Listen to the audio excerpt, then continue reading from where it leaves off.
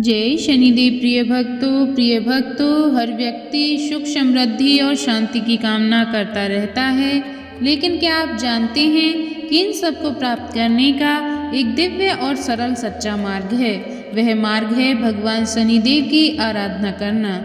शनिदेव को न्याय के देवता और कर्म फलदाता माना जाता है। जो भी भक्त सच्चे मन से शनिदेव का पूजन करता है, उसके जीवन में आने वाली हर बाधा का निवारण शनिदेव अवश्य करते हैं। शनिदेव का आशीर्वाद प्राप्त करने से व्यक्ति को मानसिक शांति और जीवन में सच्चे सुख की प्राप्ति होती है। शनि महात्म्य में यह कथा वर्णित है कि जब भगवान शनिदेव ने अपनी तपस्या से ब्रह्मा जी को प्रसन्न किया, तो ब्रह्मा जी ने उन्हें एक विशेष वरदान प्रदान किया।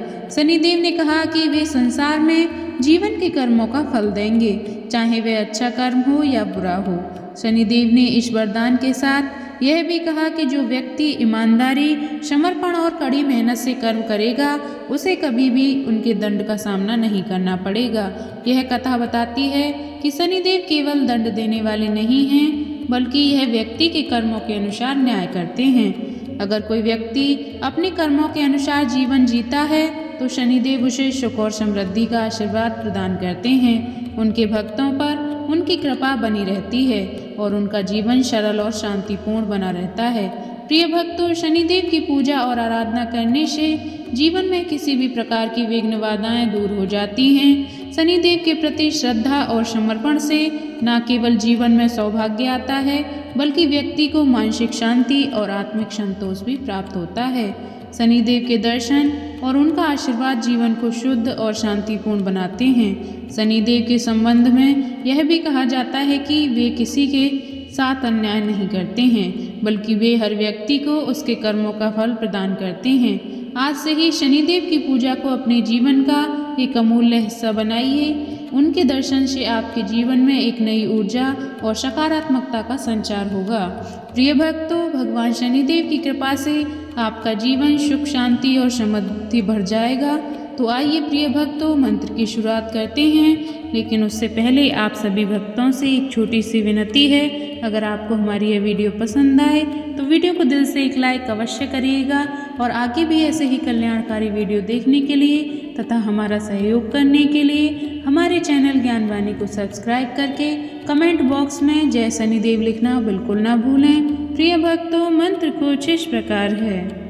ओम शं शनैश्चराय नमः। ओम शं शनैश्चराय नमः। ओम शं शनैश्चराय नमः। ओम शं शनैश्चराय नमः। ओम शं शनैश्चराय नमः। ओम शं शनैश्चराय नमः। ओम शं शनैश्चराय नमः। ओम शं शनैश्चराय नमः। ओम शं शनैश्चराय नमः।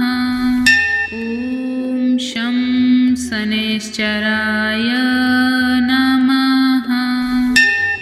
ओम शं शनैश्चराय नमः। ओम शं शनैश्चराय नमः। ओम शं शनैश्चराय नमः। ओम शं शनैश्चराय नमः।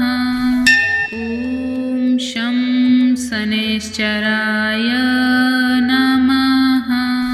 ओम शं शनैश्चराय नमः। ओम शं शनैश्चराय नमः। ओम शं शनैश्चराय नमः।